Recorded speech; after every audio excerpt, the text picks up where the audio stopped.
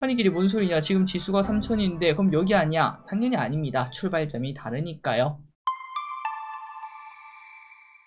네, 안녕하세요. 주식은 역시 기르기리제 기르이십니다. 안녕하세요, 기르분들. 자, 오늘은 오랜만에 증시가 조금 조정받는 모습을 나타내고 있는데 그 와중에 또 밑에서 아랫꼬리를 달고 좀 올라오는 것 같더라고요. 장 막판까지 힘내길 바라며 빠르게 공부해보도록 하겠습니다. 같이 공부하시죠. 렛츠 기릿. 첫 번째입니다. 일단 이거부터 정정하고 가도록 하겠습니다. 어제 제가 제일 처음에 이제 관련 내용을 봤을 때는 분명 쿠팡 이츠랑 요교를 뺀다 이렇게 적혀 있었거든요. 그런데 시간이 지나서 다시 확인해 보니까 내용이 바뀌어 있습니다. 그냥 간단하게 설명드리자면 이제 교촌 치킨을 쿠팡 이츠에서만 먹을 수 없다고 하고요. 그 대신에 땡겨요 교촌 치킨 자사 앱 그리고 요기요와 배민 여기서는 배달을 시킬 수 있다는 것만 참고하시면 될 것 같습니다. 요기요에서 주문이 가능하다고 하네요. 다음입니다. 곱버스는 진짜 조심하자. 저도 곱버스를 참 좋아했었을 때가 있었습니다. 이게 심리적 위안이 장난이 아니거든요. 그렇다면 제가 이제 이 곱버스에 빠졌던 이유가 뭐냐? 과거형이죠. 그때 당시에 이제 심리적 위안을 받기 위해서 하나둘씩 사기 시작했는데, 그러니까 해지로 사기 시작했는데 그게 가면 갈수록 메인 포트가 되는 그런 모습을 발견했었습니다. 그렇다면 그 이유가 뭐냐? 바로 예를 들어서 오늘처럼 증시가 며칠 만에 빠진다고 칠게요. 그래서 고점 대비 코스피가 5% 빠진다고 쳤을 때 그렇다면 내 계좌는 보통 2배에서 3배 더 빠집니다. 10에서 15% 정도 하락하죠. 그런데 여기서 만약에 기가 막히게 내가 곱버스를 샀다면은 오히려 5%에서 10% 정도 내 계좌는 올라가죠. 그러면은 이게 5% 수익이 끝이 아니라 다시 이걸 팔고 빠졌던 주식을 사기 때문에 저는 5에서 10%가 번 게 아닙니다. 무려 30% 넘는 이득을 보게 되는 거죠. 그래서 보통 이제 이거를 양쪽으로 발라먹었다 이렇게도 표현하는데요. 하지만 중요한 건 이제 여기 빠지면 안 됩니다. 그 이유는 고점과 저점을 제가 맞출 수 있는 능력이 당연히 없기 때문이고요. 그리고 이걸 설령 한두 번 맞춘다고 하더라도 뇌가 망가지기 시작합니다. 계속 주식이 조금만 올라도 차익 실현해야 되나, 이걸로 곱버스 좀 사놔야 되나, 막 이런 단어가 머리에 맴돌게 되고, 가끔 1년에 한두 번 뒤도 안 보고 막 증시가 올라갈 때가 있거든요. 뭐 5% 10% 이렇게 급등할 때, 그때 내가 만약에 곱버스를 들고 있다면은 이거는 회복이 안 되는 피해를 받게 됩니다. 그거 복구하는데 1년 가까이 걸리겠죠. 그리고 지금이 바로 그 예인 것 같습니다. 왼쪽에 곱버스를 보시면은 2,000원 하던 곱버스가 지금은 1,400원 밖에 안 합니다. 이런 식으로 단 몇 주 만에 이런 식으로 박살이 날 수 있기 때문에 곱버스는 기르분들 절대 사는 거 아니라는 거 참고하시기 바래요.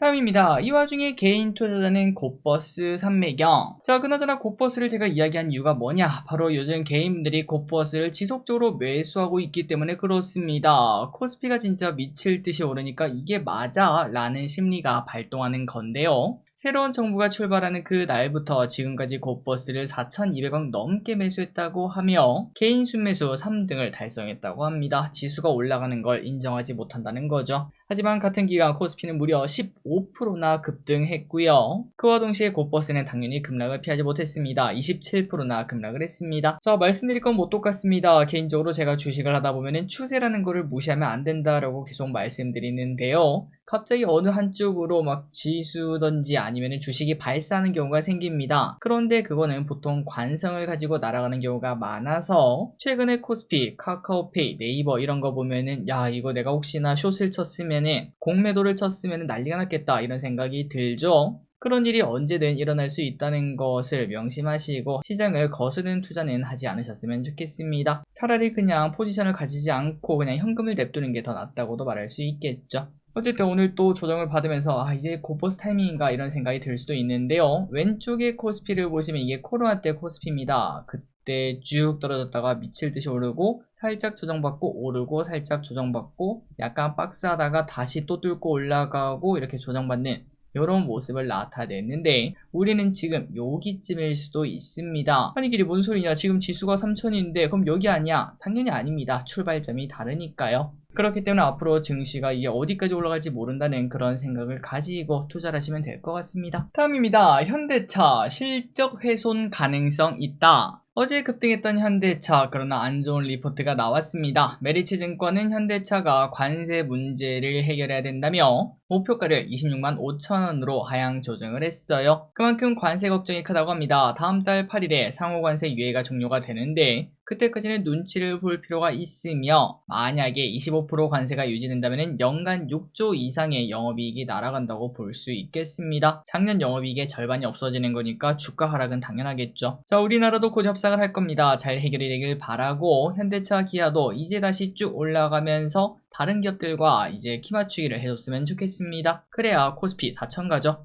다음입니다. 전고체가 오늘 잠시 반짝. 2차전지도 우리에게 기회를 줄 거라고 생각하는 저는 그 중에서도 나트륨 배터리 혹은 전고체가 그 중심에 있을 수 있다라고 생각하고 있습니다. 작년에 반도체가 좋았었는데 그 안에서는 HBM이 주인공이었던 것처럼요. 자, 그런데 오늘 전고체가 잠시 좋은 흐름을 나타냈습니다. 미국 증시에서 퀀텀스케이프라는 기업이 전고체 배터리 업체인데요. 전고체 배터리 생산에 가까워지고 있으며 내년 양산 이야기를 꺼냈다고 하네요. 자, 전고체 슬슬 다가오고 있습니다. 오늘 반응한 이수화, 레이크 머티리얼즈, 이수 스페셜티 케미컬, 한농화성 등 이러한 기업들을 관심을 일단 두도록 하겠습니다. 자, 이수 스페셜티 케미컬과 한농화성의 차트를 보면은 지난번에 잠시 전고체가 좋았던 적이 있었거든요. 이때 급등했다가 지금 다시 많이 눌려 있는데 한 번 더 올라가게 될지, 전 고점을 뚫고 올라갈지 보도록 하겠습니다. 다음입니다. 조선 여전히 호황기다. 최근 들어 조선 방산에 대한 걱정이 나오는 중입니다. 하지만 이 와중에 삼성증권에서는 피크아웃 우려는 있지만 여전히 견고한 업황 지표에 주목하라고 하는데요. 그래서 HD 현대중공업의 목표 주가를 55만 7천원으로 상향 조정했으며 그만큼 자신 있는 모습을 나타냈다고 합니다. 우수한 수익성을 바탕으로 밸류에이션 부담을 덜 수 있다고 하네요. 또한 재무 상태도 순연금 상태로 전환이 되었고요. 배당 정책도 발표, 그리고 지급도 하고 있다는 게 긍정적이라고 합니다. 다음입니다. 트럼프, 이란이랑 곧 대화할 거임. 이란 쪽 노이즈는 뭐 다 끝난 거라고 볼 수 있겠죠. 트럼프 대통령이 이란과의 대화 제기 가능성을 꺼냈다고 합니다. 이러면 다음 주에 회담을 할 수 있을 것으로 보인다고 하네요. 다만 이 와중에 트럼프 뭐 이런 말도 했습니다. 회담이 근데 필요한가? 어차피 핵 다 파괴해버렸는걸. 이러한 이야기와 함께 혹시나 이제 이란이 다시 핵을 복구한다면 절대로 허용하지 않겠다, 이렇게도 강하게 말했다고 하네요. 트럼프의 노벨 평화상이 슬슬 다가오고 있고, 노벨 평화상 관련주인 재건주 꼭 관심있게 보시면 좋을 것 같습니다. 다음입니다. 엔비디아 신고가 그리고 1위 탈환.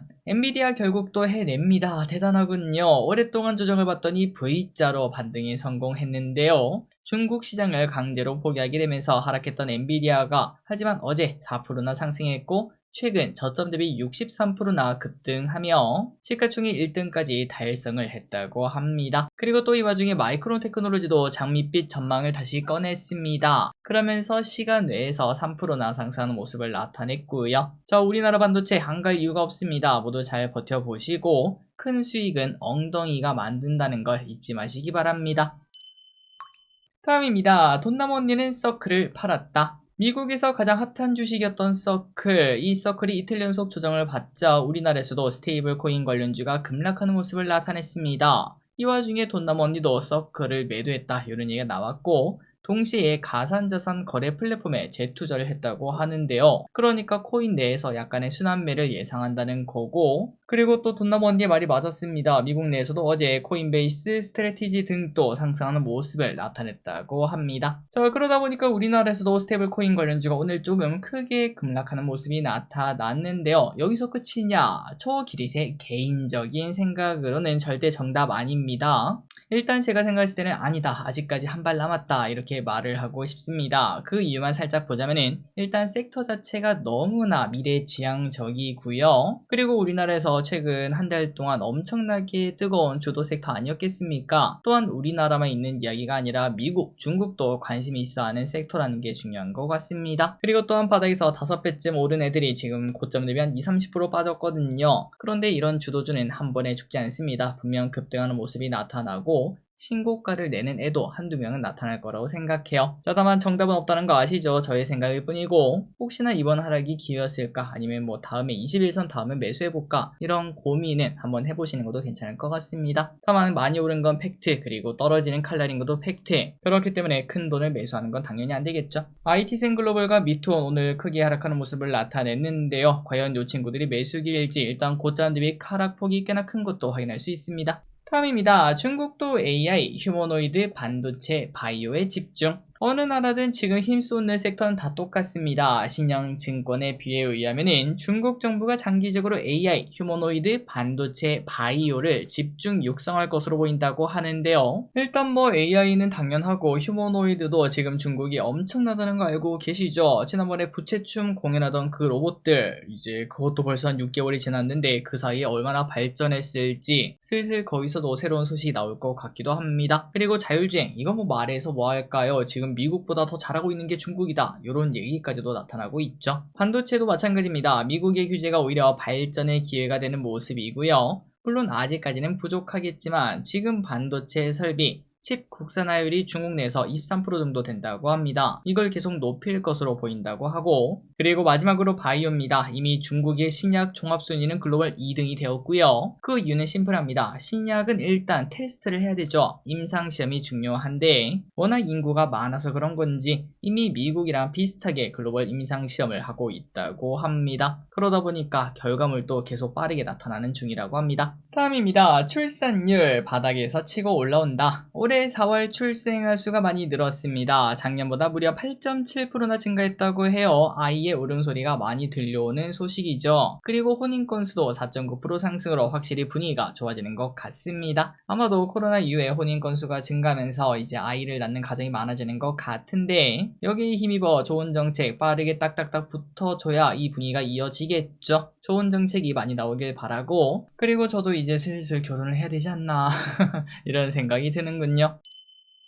다음입니다. 자영업자 연체율은 10년 만에 최고치. 자영업이 많이 힘들다고 합니다. 아마 이 영상을 보시는 분들 중에서도 자영업자분들이 많으실 텐데요. 힘내시다는 말밖에 할 게 없네요. 자, 지금 나오는 숫자를 보면은 자영업자 대출 규모는 무려 1067조나 된다고 하고요. 증가세가 둔화가 되고는 있으나 작년 대비 1.1% 증가한 수치라고 합니다. 그런데 중요한 건 이겁니다. 이 와중에 연체율이 엄청나게 높아지고 있다는 거. 작년에는 9.8%였지만 지금은 12.2%로 연체율이 생각보다 많이 높다는 것도 확인할 수 있네요. 자, 그러다 보니까 이런 상황에서 소상공인과 자영업자의 채무 부담을 덜어주는 정책이 나오려고 한다는 거 우리가 지난번에 봤었죠. 그런데 아시다시피 형평성 등 이러한 부작용도 존재하고 있는데 좋은 정책이 계속 나오면서 이런 문제를 잘 해결을 해줬으면 좋겠습니다. 마지막입니다. 미국 소고기 가격도 오르는 중. 저는 소고기를 좋아하긴 합니다. 맛있죠. 그런데 소고기를 사 먹는 편은 아닌데요. 제 돈으로 사 먹는 소고기는 딱 뭉티기 그거밖에 없는 것 같습니다. 안주로 먹으면 세상에서 제일 맛있죠. 그러면은 소고기 안 먹고 뭐 먹냐? 당연히 삼겹살을 사 먹습니다. 삼겹살이 더 맛있고 가성비도 많이 좋기 때문이죠. 자, 그런데 소고기도 싼 소고기가 존재합니다. 가끔 저도 선택하는 호주산이라든지 아니면은 미국산 소고기가 한우보다는 많이 저렴하지 않겠습니까? 하지만 최근 이 미국산 소고기 가격이 30%나 올랐다고 하네요. 아마도 소고기 좋아하시는 분들은 이미 알고 계셨을 것 같습니다. 그렇다면 미국산 소고기 가격이 오른 이유가 뭐냐? 미국 내 소고기 생산이 많이 줄었기 때문인데요. 1951년 이후 사육수가 가장 많이 낮아진 상황이라고 합니다. 그 이유는 미국 내 가뭄으로 인해서 소를 키우기가 어려워서 사육을 포기하는 곳이 많아졌다고 하네요. 그러다 보니까 미국산 소고기 가격이 오르고 있고, 덩달아 그거 안 먹으면 뭐 먹을까요? 다른데 가겠죠. 돼지고기 가거나 아니면 한우 가거나 이쪽에서 가격이 같이 올라가는 모습이 나타나고 있습니다. 자, 오늘의 공부 여기까지 끝났습니다. 항상 이렇게 같이 공부해서 진심으로 감사합니다. 지금까지 길이셨습니다. 빠이요.